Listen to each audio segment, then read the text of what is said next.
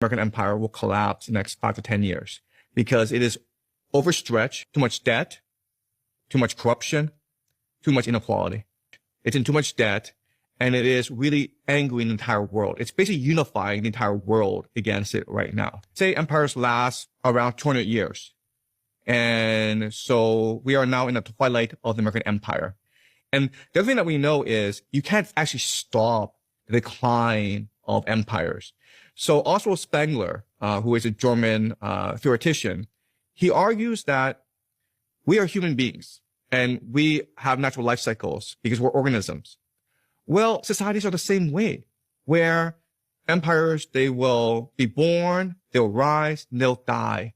And it's a good thing because that's what allows for constant human innovation. Do you think that will happen in my lifetime? I'm 30 years old, 33 years old. It may happen in everyone's lifetime. It may happen in the next 5 to 10 years. We are seeing. Do you think that's going to happen in the next 5 or 10 years? I think there's a very strong possibility. And if that is to be the case, what would you give me as advice as a 33-year-old? What actions should I be thinking about taking now, based on what you know about history, to make sure that, you know, it's not too bad for myself? I guess I'm asking this question in light of you predicting that there might be a collapse of the sort of Western or the American empire. And in such a scenario, I was wondering what it would look like to be an American. And is there a solution or a course of behavior one should take in such a scenario? But I guess that's the key question, which is, if the US empire does collapse, how does American life change or Western life change? Okay. So one theory that's very important to understand is something called Hermetic philosophy. And Hermetic philosophy is what underpins Plato's Allegory of the Cave. Mm-hmm. And Hermetic philosophy comes from Egypt. And it has certain principles, but its main principle is that reality is energy. It's vibrations. Okay. So we think of it as material, but material is a consequence of energy. Mm-hmm. Right? So what this means is that reality is consciousness itself. Mm-hmm. So our thoughts are what's real. Our bodies are just vehicles to experience the world around us, but they're not real. When we die, our souls return to the source and we come back again. And we're here permanently in order to experience things we cannot experience in the spiritual world, because in the spiritual world, it's not material. Okay? So what's really important is to appreciate that every one of us is part of the source. And so if we think about the totality of things, we can only become despondent. We can only give up hope. But if we think about how individually we can become a better person. China has increased the size of its economy 40 times since 1980. 40 times. It's now a bigger economy than the United States. When you drive your vehicles 10 years from now, they will be Chinese electric vehicles. The European imperial age is over. The British imperial age ended in 1945, and the U.S. imperial age is ending right now. We are watching the end of an era. For a long time, the US was the world's only superpower, calling the shots on global trade and money. But today, that setup is cracking. Because Washington is worried about losing its #1 spot, it is starting to pull away and isolate itself from the rest of the world. At the same time, the global balance of power is completely shifting. The West no longer has a monopoly on running the world. Don't just take my word for it. Listen to how world-renowned economist Jeffrey Sachs explained this historic shift. They weren't paying attention, but China was growing at 10% per year, thank you. And if you do that, you double the size of your economy every 7 years. And if you do that for 35 years, which China did, you've doubled 5 times. And doubling 5 times means you've grown 32 times. And if you continue beyond that, China has increased the size of its economy 40 times since 1980. 40 times. It's now a bigger economy than the United States. It's a much bigger industrial power. It is technologically more advanced than the United States in most sectors, not all, but in most sectors right now. When you drive your vehicles 10 years from now, they will be Chinese electric vehicles. And even if you happen to drive a Tesla, that's a Chinese vehicle, by the way, with Elon Musk at the top. But it's the gigafactory in Shanghai that gives it even a chance to compete. Well, these are the critical questions of our time that you're asking, Andy, and everybody has an answer. Unfortunately, I think most everybody is wrong because everybody wants to continue to use the military to reinforce what they think is America's global military hegemony. You know, I hear all the time, well, the empire is dying. America's empire is crumbling. Well, we don't have an empire. We never did. What they're talking about is American military hegemony and American financial hegemony. Those things are very definitely crumbling. Now, on the financial side, this has been underway for some time because we weaponized our financial system to harm others. Right. If you do this enough through sanctions and other means, if you take money away from people that is not yours to take, we did that to the Russians with hundreds of billions of dollars. We've done it with the Iranians and so forth at the behest of the Israelis. When you do these kinds of things, people say, well, you know, perhaps we need a new system. Let's build our own. And effectively, I think that's underway. It's called BRICS. And the SWIFT system that we've utilized for, well, I guess now, 75 years or something in that neighborhood. There's a Chinese version now, which is actually, from what I'm told, easier to use and more effective and efficient. Gee, what a surprise. You know, who would have thought? But the point I'm trying to make is that we've essentially tried to grip everybody by the throat financially, and that's collapsing. The petrodollar is effectively gone. I don't see much evidence that that's going to last. I don't know what comes up next. And a lot of people think, well, it'll be the yuan or renminbi or something. I think what we're going to do in the future is see more and more countries that are going to try and do business not using the dollar because the dollars are becoming a liability. So I think those are issues. And I don't know how credible our currency is going to be in another year or two. You know, these things are hard to predict, but inevitably, when your currency is debased and you can't pay your debts, you're in a lot of trouble, whether you're a superpower or you're a little power. We have a superpower with an enormous debt overhang, enormous debt in the private sector. All these things have an impact. So I think we're in a lot of trouble. Now, militarily, what's happened is the world, who used to think of us as invincible and vulnerable, has said, wow, look at that. And increasingly, people are going to figure out, you know, we can do what Iran did. Because what it's called is area denial. Now, you heard that.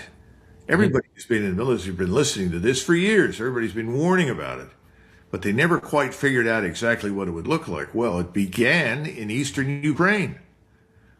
We had 3-4 years to watch it develop in Ukraine. General Surovikin, who was an Air Force general, is the man that set up the strategic defense for the Russians once they went into the country and staked out their claims on the territory in the east, then built this defense in depth that was impregnable.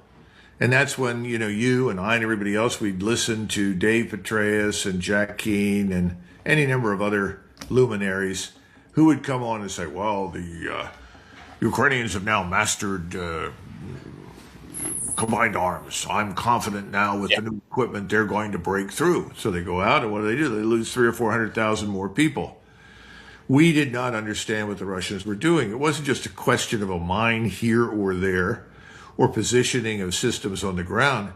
They had linked to the intelligence, surveillance, reconnaissance platforms overhead with real-time data down to hundreds, even thousands of platforms that were standoff attack systems, rockets, missiles, unmanned systems, whatever. And it made it impossible for anybody to concentrate combat power for any length of time without being obliterated. Okay, we don't seem to have figured that out. Now, I remember talking to Art Zabrowski, Admiral Zabrowski, many years ago, who pointed these things out. He understood them. And I think there were a lot of people that did. And we were all wrestling with the idea that we don't need division-sized organizations anymore. We're looking for different kinds of force packages with different kinds of content. Well, there's no evidence that we've done any of that. We've sat very comfortably on our laurels, as they say. We're the great ones. We've won all these wars. And you hear this with President Trump. If I hear him talk about how we won World War II and everybody should kiss our ass one more time, I'm going to throw up. He doesn't seem to understand we went into both of those wars late, quite late. And others were fighting for years before we arrived and took very heavy casualties in the process. So we were fortunate to have allies. In those days, it was this thing called the British Empire. That was a real ally, real resources, real manpower. The Soviets, same thing. Who are our allies? Could this be the end of the US empire?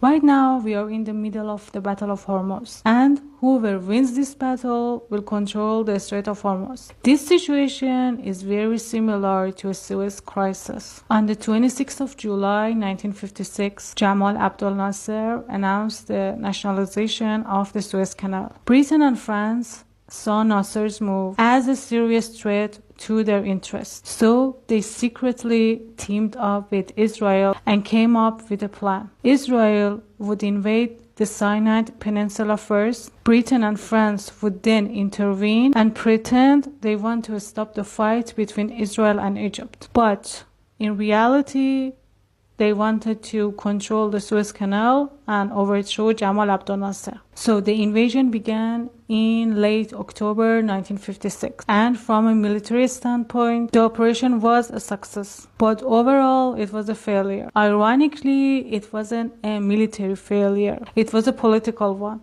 They failed because USA told them to get out of there, and they did. This showed that Britain could no longer fight a major war without America's support. After this, Britain looked very weak. Independence movement across Asia and Africa became stronger, and Britain began losing its colonies one after another. The Suez Crisis was the moment Britain stopped being a superpower. So, is history repeating itself?